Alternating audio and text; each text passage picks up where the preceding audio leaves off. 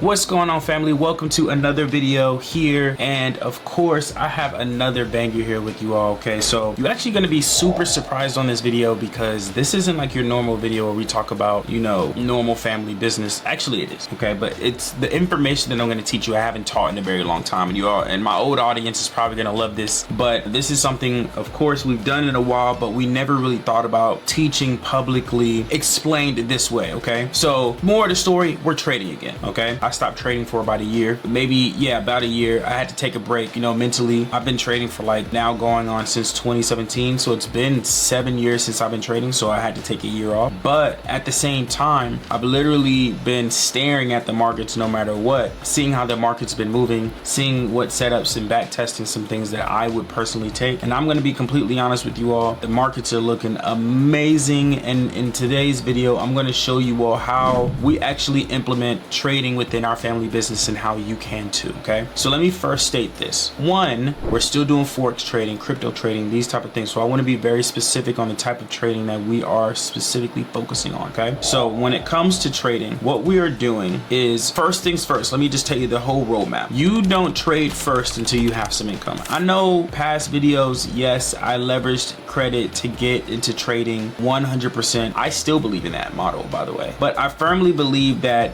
you can still fall short of getting in debt leveraging that model. And if you don't have the right skill set, the right mentor, and if you don't get the results the way that you need to in a quicker time span, which is highly unlikely, you're going to be SOL and you're going to be in serious debt. So what we highly suggest in 3 steps is you first, of course, is get your credit together. Then you get funding. Then you get into an online business and you integrate your family involved. So you create an online family business, and I'm gonna add more because I'm thinking of this and I'm separating pieces. But you repair your credit, you get funding, you build an online family business, or you can buy a business, whichever route you want to take. I got videos explaining those. And then fourth thing is you start protecting your businesses, okay, with family trusts, with a lot of different asset protection strategies. Of course, we've broken down in past videos. And then once you've protected it, then this is when you want to start having your family trust and your family bank start creating wealth on its own. And in 2 ways that we're actually able to do that is, of course, leveraging index funds, going to the S&P 500 and investing that route. Another way, which is a bit more active income, but it allows you to make money in your sleep once you learn the skill set, is trading. Okay, so once you've actually started protecting and building wealth via online family business, and then you've started protecting that wealth with trusts, now we need to start focusing on the trading side and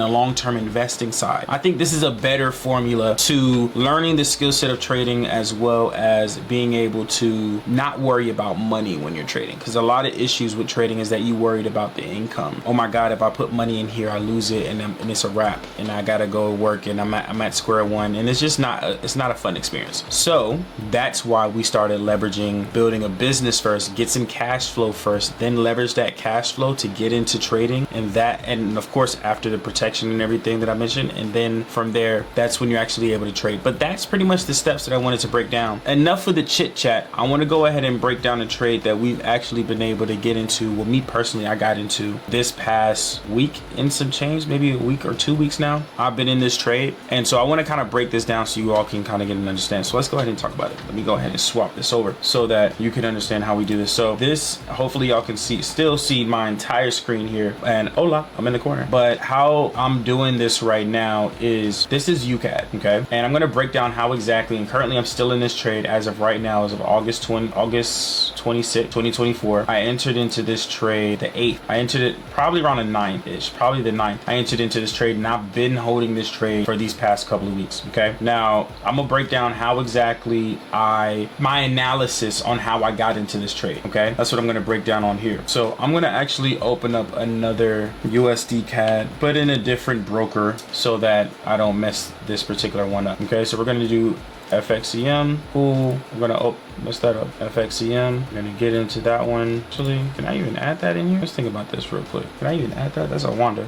Let me just go to the trade. Now they've made so many updates on here since the year that I haven't even been in this thing that it's been catching me off guard. Okay, here we go.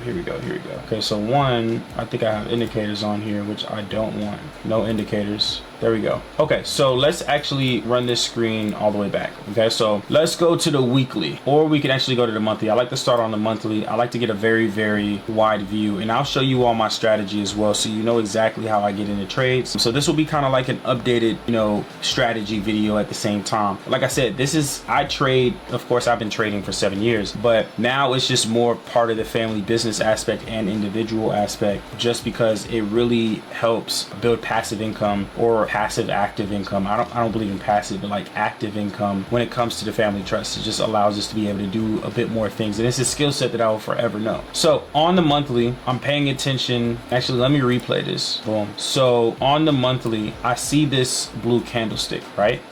I see this blue, I mean, not blue candlestick, I'm thinking old candlesticks. I'm seeing this green candlestick, and what I did is I saw, okay, we're reaching up into some highs, right? And so what I did is, I'm always big on patterns, y'all. So I'm gonna always draw out patterns no matter where I'm at, right? That was the wrong line. No matter where I'm at. And I see that overall, y'all, that this is a bullish flag, okay? This is a bullish flag. So you have impulse, correction, continuation. And I see this reaching these highs. Overall, this won't happen for years, but this is what I'm overall seeing with UCAD. Okay, this is what I'm overall seeing. I don't really focus too much on the news, but this is what I see on the higher time frame. And I know that news just moves the way that it expedites the move that it's already going to make, in my personal opinion. So now that we have the monthly and we know that we're reaching highs, I'm now going to go to the weekly. And on the weekly, I see a couple things, right? Like I said, we're reaching highs up here. I also see that we have a channel forming, right? We have a nice channel forming on here. And of course, we can see it coming down to this low. Again, on a higher perspective, I see a bullish flag, but of course, I see this coming up here, dropping down, coming into these lows, right? And then possibly moving up, or it could drop down here, bounce up, and then come back, right? It has so many options on where it could go, but overall, this is what I drew on that time frame, right? Then I went down to the daily, and I was like, oh, this is reaching this high now. We're reaching some highs here, right? And then if we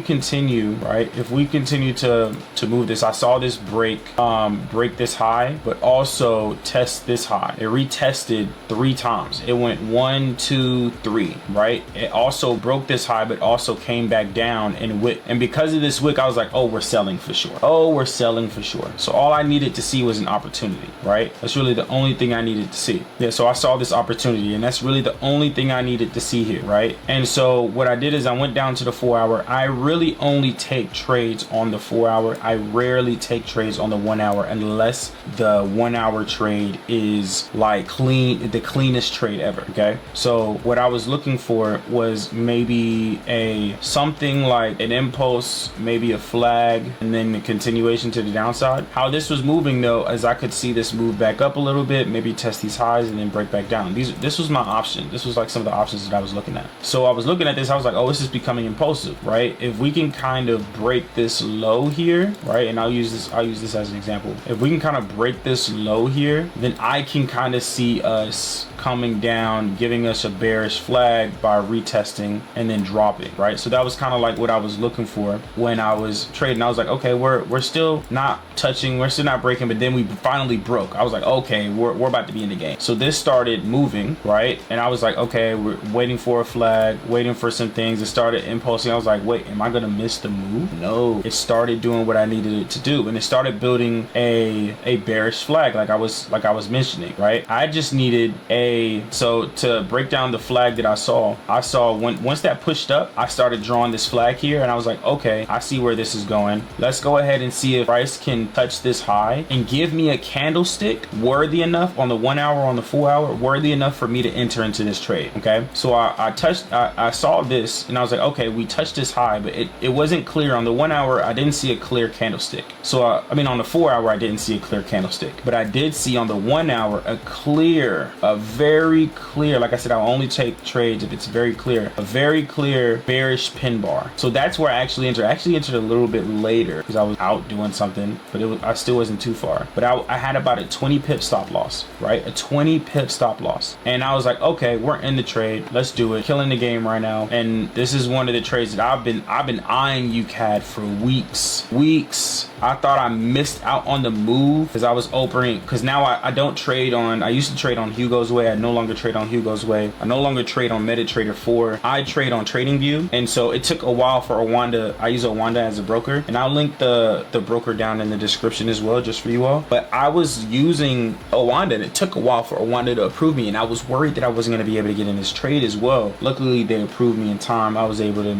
make some funds, and deposit some funds into the account, and this is what allowed me to get into this trade. So I was like, okay, this is a solid trade. I can see this bare minimum come into these lows and then absolutely come down to these lows. And I already showed you how far this could go on the higher time frame. This could go all the way down here. So I was like, yo, that's a 31 to 1 risk to reward ratio, right? And I was like, oh, this is an ideal high probability trade. I would take this trade every day with my eyes closed, no hesitation, right? No hesitation. All right, so I was like, this is exactly what I'm looking at, or exactly what I'm looking for. And then the market just started doing its thing, right? Now I was worried at one point because it did go down, but then it started coming back up. Mind you, my stop loss is up here. Now I did manipulate the stop loss a little bit, and I think I was trailing on the 1 hour, or I was looking more on the 1 hour, but I was definitely trailing on the 1 hour. And I was like, okay, we got a bit of a wick here. Or really what I was looking for, what I saw at first, and like I said, I'm just explaining my thought process with this, is I started to see like a bearish channel, right? A descending channel, excuse me, a descending channel. And I was like, this could really bounce up, wick me out, maybe retest the way that I was referring to, and then drop, right? That's really what I was seeing throughout the entire time. But it didn't do that, right? I was worried, but it didn't do that, right? It actually started playing out, started doing what it was supposed to. I was getting a bit frustrated a little bit, because I was like, yo, this is not frustrated, but a bit worried a little bit, because I did see it starting to range. It started actually ranging and all that. It didn't really move, and then it moved. And I was like, yeah, we trailing it to break even. So how I move my stop loss nowadays, right, is as soon as we start breaking lows, as soon as we break a low, that's when we start moving it to break even. And so what I did is I moved my stop loss to the break even point right about here, right? And it actually broke a little bit here, but I didn't see that earlier. Actually, I did, and I moved it to break even. When it got up to this point, a bit of emotion came in. I moved it back up to my stop loss above here. And then after a couple hours, I got I was able to be logical again. And so I moved it back to break even, because my rules state as soon as it breaks a low, you move it to break even. So I'm not gonna lie to you, I'm not perfect as a trader, but 9 times out of 10, I follow